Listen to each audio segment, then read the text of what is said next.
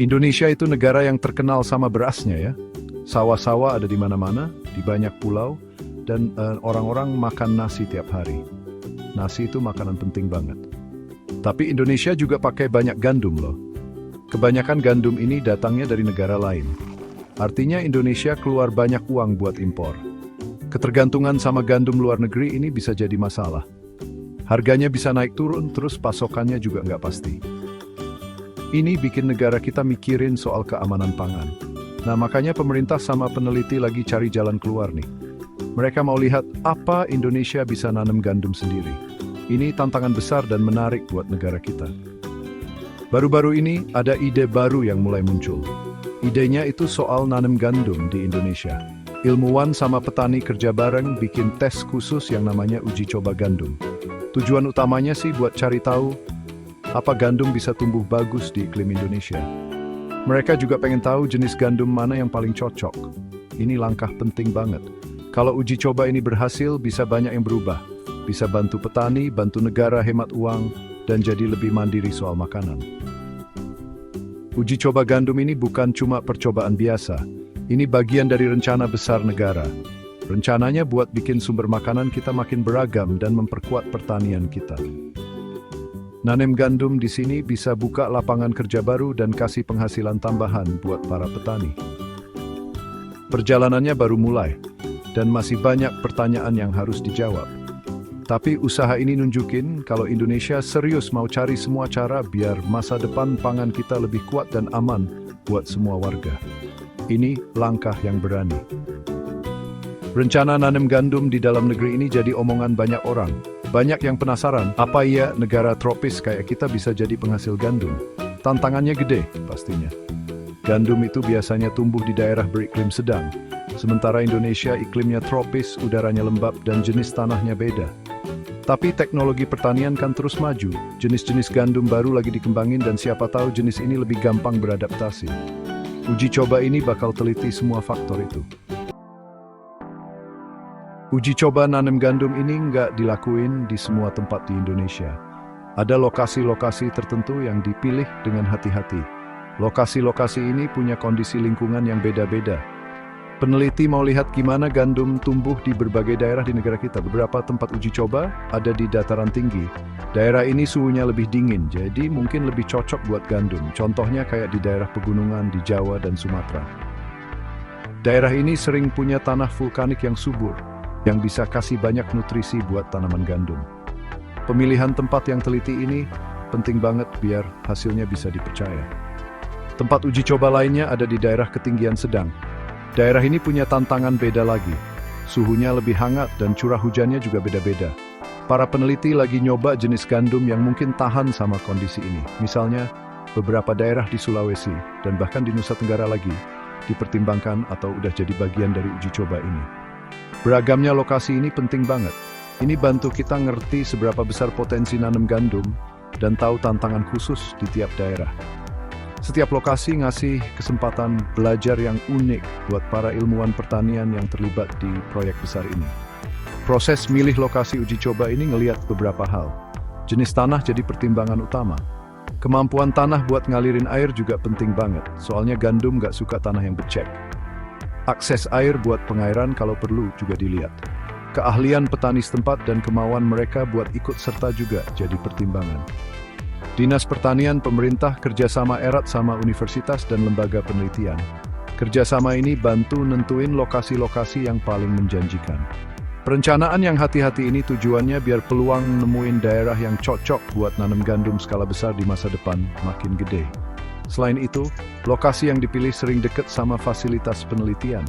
Ini bikin tanaman gandum bisa diawasi dengan ketat. Ilmuwan bisa rutin ngumpulin data dan analisis pertumbuhan tanaman, kondisi tanah, sama dampak hama dan penyakit. Dekatnya sama dukungan penelitian ini penting banget. Ini mastiin kalau ada masalah, bisa cepat ketahuan dan diatasi. Informasi yang dikumpulin dari berbagai tempat uji coba ini bakal berharga banget. Ini bakal bantu ngasih gambaran jelas di mana gandum bisa tumbuh subur di Indonesia. Informasi ini penting buat rencana pertanian dan keputusan investasi ke depannya. Cara yang dipakai buat uji coba gandum di Indonesia itu sistematis banget. Peneliti nggak asal nanam bibit aja. Mereka pakai cara-cara ilmiah. Salah satu cara utamanya adalah nyoba berbagai jenis gandum. Ada banyak banget jenis gandum di dunia. Ada yang buat cuaca hangat, ada juga yang buat kondisi kering. Ilmuwan ngimpor macam-macam bibit. Mereka nanam jenis-jenis yang beda ini di lahan kecil, terus diamati baik-baik mana yang tumbuhnya paling bagus. Ini bantu mereka nemuin gandum yang cocok sama lingkungan Indonesia yang khas. Mereka cari tanaman yang kuat dan ngasilin biji gandum yang bagus. Cara penting lainnya adalah mempelajari teknik bertani yang beda-beda. Ini termasuk gimana tanahnya disiapin dan gimana bibitnya ditanam. Misalnya mereka mungkin nyoba kedalaman tanam yang beda atau jarak antar tanaman yang beda. Cara pengairan juga dipelajari. Ada lahan yang mungkin dikasih air lebih banyak, ada juga yang lebih sedikit.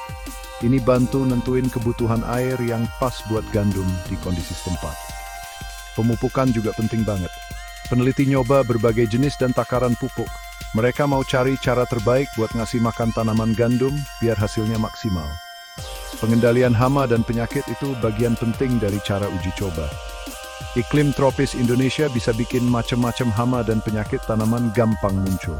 Peneliti ngawasin lahan gandum dengan ketat buat lihat ada masalah apa enggak. Mereka cari tahu hama dan penyakit apa aja yang nyerang gandum, terus nyoba berbagai cara pengendalian. Cara-caranya bisa pakai jenis gandum yang tahan hama dan agen pengendali hayati. Kadang-kadang pestisida yang aman dan udah diizinin juga dipakai. Tujuannya sih buat nemuin cara yang efektif dan ramah lingkungan buat ngelindungin tanaman gandum saya. Ini penting buat pertanian gandum yang berkelanjutan. Ngumpulin dan analisis data itu inti dari uji coba ini. Ilmuwan rutin ngukur tinggi tanaman, ngitung jumlah anakan itu batang yang ngasilin biji gandum, terus nilai kualitas dan hasil panen dari tiap lahan. Semua informasi ini dicatat baik-baik, nanti dianalisis secara statistik. Analisis ini bantu ngebandingin kinerja jenis gandum dan teknik bertani yang beda-beda. Hasilnya bakal jadi panduan buat keputusan ke depan dan bantu ngasih rekomendasi cara terbaik buat petani yang mungkin mau nanam gandum. Pendekatan yang teliti ini mastiin kesimpulan yang diambil bisa diandelin dan berguna. Hasil awal dari uji coba gandum di Indonesia ngasih sedikit harapan. Tapi kita tetap harus hati-hati. Ini kan masih awal banget ya, masih butuh banyak penelitian dan tes lagi. Tapi beberapa jenis gandum nunjukin pertumbuhan yang bagus di lokasi dataran tinggi tertentu. Jenis-jenis ini ngasilin panen yang lumayan. Ini nunjukin kalau nanam gandum di beberapa daerah di Indonesia itu mungkin bisa dilakuin. Kualitas biji gandum dari lahan yang berhasil ini juga lagi dianalisis. Peneliti ngecek kandungan proteinnya dan lihat apa cocok buat dibikin tepung, mie, sama roti. Tanda-tanda positif awal ini bikin tim peneliti jadi semangat. Dampaknya ke petani lokal yang ikut uji coba juga lumayan kelihatan. Petani yang ikut proyek percontohan ini jadi dapat ilmu baru. Mereka belajar cara nanam gandum. Ini pengalaman baru buat banyak dari mereka. Soalnya biasanya kan nanam tanaman tradisional kayak padi atau sayuran. Kenalan sama tanaman baru ini bisa nambah keahlian mereka dan mungkin buka peluang penghasilan baru di masa depan. Uji coba ini juga bikin petani merasa dilibatin. Mereka merasa jadi bagian dari usaha penting negara. Ini bisa naikin semangat dan dorong inovasi di tingkat lokal. Tapi nggak semua hasil awal itu bagus semua. Beberapa uji coba di daerah dataran rendah nemuin lebih banyak tantangan. Suhu dan kelembapan yang lebih tinggi kadang bikin masalah hama dan penyakit jadi nambah. Beberapa jenis gandum nggak bisa adaptasi dengan baik sama kondisi ini, dan hasil panennya jadi lebih rendah. Ini juga informasi penting. Ini bantu peneliti ngerti batasannya dan ngarahin usaha mereka ke daerah yang lebih cocok atau buat ngembangin jenis gandum yang lebih tahan banting. Belajar dari tantangan ini sama pentingnya kayak ngerayain keberhasilan. Ini bikin penelitian secara keseluruhan jadi lebih kuat. Temuan awal ini udah mulai ngaruh ke langkah penelitian selanjutnya. Jenis gandum yang menjanjikan bakal diuji lagi di lahan yang lebih luas. Cara tanam yang berhasil bakal disempurnain dan dicatat. Layak atau enggaknya secara ekonomi juga lagi dihitung. Peneliti lagi ngitung biaya produksi dan ngebandinginnya sama perkiraan harga pasar buat gandum lokal. Analisis ekonomi ini penting banget. Ini bakal nentuin apa nanam gandum bisa nguntungin buat petani Indonesia. Perjalanannya panjang, tapi pengamatan awal ini ngasih petunjuk berharga buat langkah ke depan. Ini langkah pertama menuju tujuan yang lebih besar.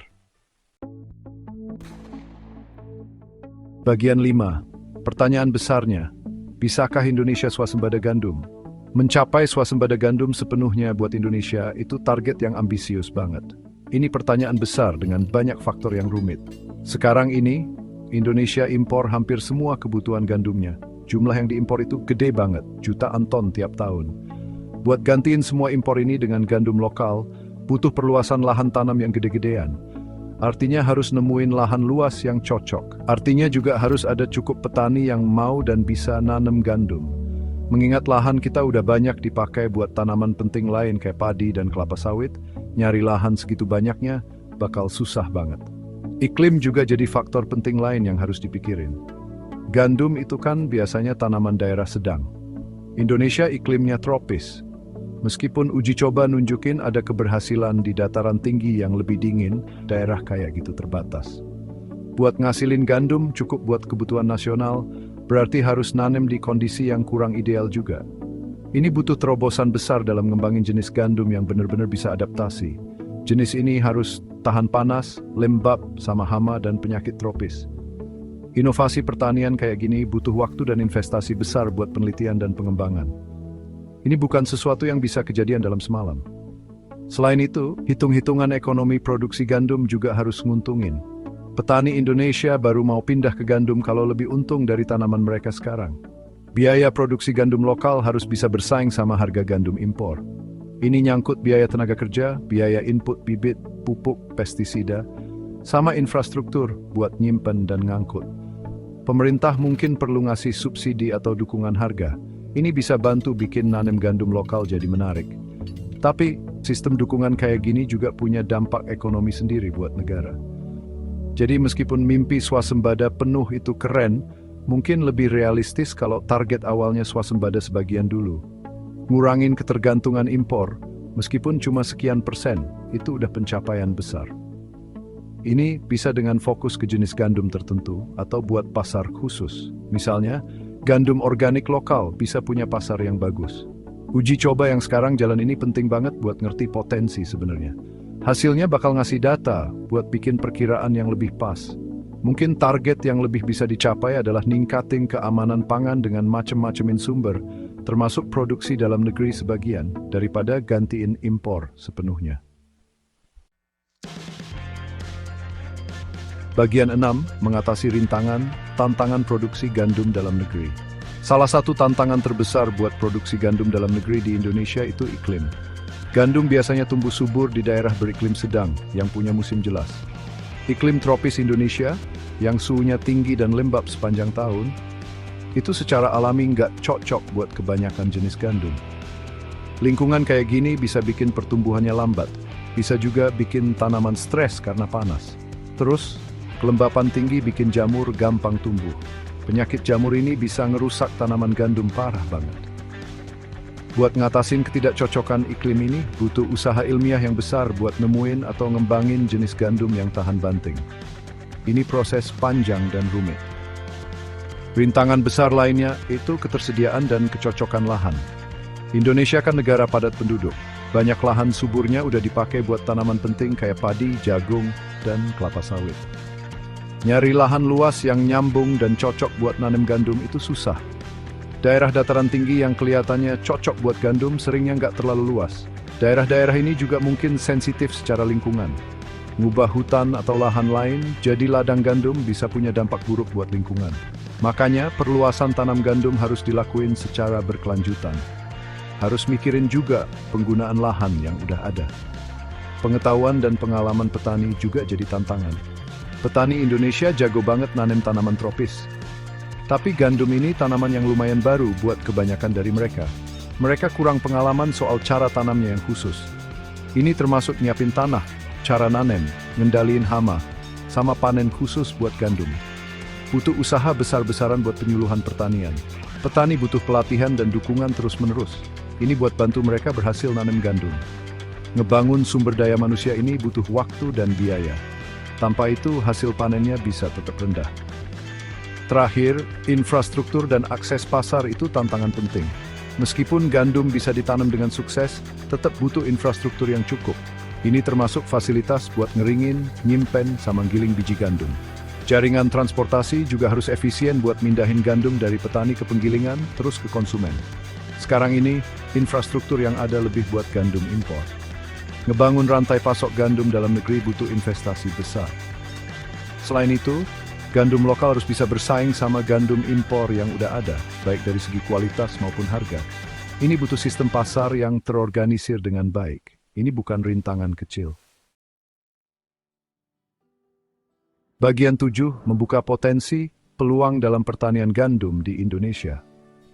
Meskipun banyak tantangan, ada juga peluang besar buat ngembangin pertanian gandum di Indonesia.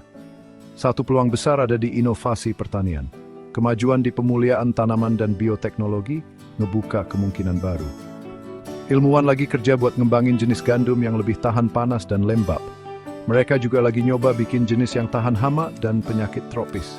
Kalau gandum tropis kayak gini berhasil dikembangin dan diadaptasi, ini bisa ngebuka lahan baru yang luas banget buat ditanami. Usaha ilmiah ini jadi peluang penting yang bisa ngubah potensi gandum di negara kita. Peluang lain datang dari dukungan kuat pemerintah dan kemauan nasional. Pemerintah Indonesia pengen banget ngurangin ketergantungan sama impor makanan. Pemerintah mau ningkatin keamanan pangan. Kemauan politik ini bisa jadi kebijakan yang mendukung. Kebijakan ini bisa berupa dana buat penelitian dan pengembangan. Bisa juga subsidi buat petani yang mau nanam gandum. Investasi di irigasi dan infrastruktur pertanian lain juga bisa jadi prioritas. Dukungan pemerintah kayak gini bisa bikin lingkungan yang lebih baik buat sektor gandum yang baru mau tumbuh ini. Komitmen ini bisa bantu ngatasin beberapa rintangan ekonomi di awal. Ada juga peluang buat macem-macemin pendapatan petani dan ekonomi di desa. Ngenalin gandum sebagai pilihan tanaman baru bisa ngasih petani alternatif dari tanaman tradisional. Dengan adanya pilihan lain, mata pencaharian mereka jadi lebih kuat. Bisa ngelindungin mereka dari harga yang naik turun atau gagal panen satu jenis tanaman aja. Nanem gandum juga bisa buka lapangan kerja baru. Pekerjaannya bisa di pertanian atau di industri terkait. Contohnya kayak produksi bibit, penggilingan, sama pengolahan makanan. Ini bisa bantu pembangunan ekonomi di daerah pedesaan. Ini nawarin jalan baru buat masyarakat petani. Selain itu, pasar dalam negeri buat produk dari gandum di Indonesia makin gede. Mie, roti, biskuit, sama kue-kue itu populer banget. Kebutuhan ini sekarang dipenuhin sama impor. Kalau Indonesia bisa ngasilin gandum sendiri meskipun buat pasar tertentu aja, ini bisa masuk ke pasar yang besar dan terus tumbuh ini. Mungkin ada pasar premium buat gandum lokal, organik, atau gandum khusus. Konsumen makin peduli sama asal makanan mereka. Mereka mungkin bakal dukung produk lokal. Permintaan pasar ini jadi dorongan kuat buat ngembangin industri gandum dalam negeri dengan sukses. Ini bikin usahanya jadi sepadan. Bagian 8, memberi makan bangsa, kebutuhan gandum Indonesia kini dan nanti. Kebutuhan gandum Indonesia sekarang ini gede banget. Negara kita salah satu pengimpor gandum terbesar di dunia. Tiap tahun, jutaan metrik ton biji gandum didatengin dari negara kayak Australia, Kanada, sama Amerika Serikat. Gandum impor ini jadi bahan utama buat macam-macam makanan yang dimakan orang Indonesia tiap hari. Mie instan itu populer banget dan butuh banyak tepung gandum. Roti, kue, biskuit, sama macam-macam pasta juga nyumbang banyak buat konsumsi gandum nasional. Ketergantungan impor yang tinggi ini nunjukin seberapa besar tantangannya kalau mau swasembada. Kebutuhan gandum di Indonesia nggak diem aja, diperkirakan bakal terus naik ke depannya. Ada beberapa hal yang bikin begini. Pertambahan penduduk salah satu penyebab utamanya. Makin banyak orang di Indonesia, makin banyak juga kebutuhan makanan, termasuk yang dari gandum. Perubahan kebiasaan makan juga punya peran penting. Orang makin banyak tinggal di kota dan penghasilan naik, seringnya jadi pindah ke makanan yang lebih praktis dan olahan. Banyak makanan ini kayak roti dan mie dibuat dari gandum. Perubahan pola makan ini nunjukin kalau konsumsi gandum per orang kayaknya bakal naik terus. Menuhin kebutuhan yang makin naik ini cuma dari impor aja bisa berisiko. Harga gandum dunia bisa naik turun gara-gara cuaca di negara penghasil utama, kebijakan dagang, atau masalah politik global. Bergantung banget sama sumber luar bikin Indonesia rentan sama perubahan ini. Bisa ngaruh ke harga makanan buat konsumen dan anggaran negara. Ngembangin produksi gandum dalam negeri, meskipun nggak sampai swasembada penuh, bisa bantu ngurangin risiko ini. Bisa jadi penahan gejolak pasar internasional. Ini alasan kuat buat nyoba nanem sendiri. Nambah satu lapis keamanan, makanya ngertiin kebutuhan gandum sekarang dan perkiraan ke depan itu penting banget buat bikin rencana. Ini bantu nentuin target yang masuk akal buat produksi dalam negeri. Kalau Indonesia mau gantiin sebagian kecil aja impornya, misalnya 10 atau 20%, itu tetap butuh usaha pertanian yang besar. Data tren konsumsi ngasih tahu pembuat kebijakan dan peneliti soal seberapa besar pasar buat gandum lokal. Ini juga negasin pentingnya gandum dalam sistem pangan nasional kita. Konteks ini penting banget pas kita ngomongin bisa atau enggaknya, dan perlu atau enggaknya, ngejar swasembada gandum atau naikin produksi dalam negeri. Bagian 9, kesimpulan menabur benih harapan untuk masa depan gandum Indonesia. Usaha Indonesia buat nanam gandum ini perjalanan yang penuh tantangan sekaligus peluang menarik. Uji coba yang lagi jalan di berbagai tempat ngasih banyak pelajaran penting. Ini bantu nentuin apa tanaman yang biasanya tumbuh di daerah sedang ini bisa cocok di negara kepulauan tropis kita. Hasil awal nunjukin ada harapan, terutama di daerah dataran tinggi. Tapi rintangan besar masih ada. Ini termasuk nyesuaiin gandum sama iklim, nyari lahan yang cocok, dan ngasih petani ilmu dan keahlian yang dibutuhin. Ini bukan tugas gampang, butuh keseriusan. Mimpi buat swasembada gandum sepenuhnya itu ambisi besar banget. Ngeliat banyaknya impor kita dan susahnya nanem gandum di daerah tropis, kayaknya susah buat bener-bener lepas dari gandum luar negeri dalam waktu dekat. Tapi, bukan berarti usaha ini sia-sia. Berusaha naikin produksi dalam negeri bisa bawa banyak manfaat. Bisa ngurangin ketergantungan impor sedikit. Bisa bikin hasil pertanian kita makin beragam. Bisa juga ngasih sumber penghasilan baru buat petani. Berhasil sebagian aja udah jadi langkah berharga buat keamanan pangan yang lebih baik. Jalan ke depannya butuh pendekatan dari banyak sisi. Investasi terus-menerus di penelitian dan pengembangan itu penting banget. Ilmuwan perlu ngembangin jenis gandum yang benar-benar cocok sama kondisi Indonesia. Kebijakan pemerintah harus dukung petani. Ini termasuk ngasih pelatihan, akses ke bibit dan pupuk, dan mastiin kondisi pasar yang adil. Infrastruktur buat nyimpen, giling, dan nyalurin juga perlu dikembangin. Kerjasama antara pemerintah, lembaga penelitian, swasta, dan petani bakal jadi kunci. Semua orang punya peran dalam usaha nasional ini. Kerjasama tim ini penting banget. Kesimpulannya, meskipun jalan menuju produksi gandum dalam negeri yang signifikan di Indonesia itu panjang dan rumit, benih-benih harapan udah ditabur. Uji coba yang sekarang jalan ini langkah berani buat jelajahin batas baru pertanian. Dengan usaha terus-menerus, inovasi, dan rencana yang matang, Indonesia bisa aja nemuin tempat buat gandumnya sendiri. Ini bisa ngasih sumbangan berarti buat sistem pangan dan ekonomi kita. Perjalanannya sama pentingnya kayak tujuannya. Ini industri pembelajaran, inovasi, dan ketahanan di sektor pertanian Indonesia.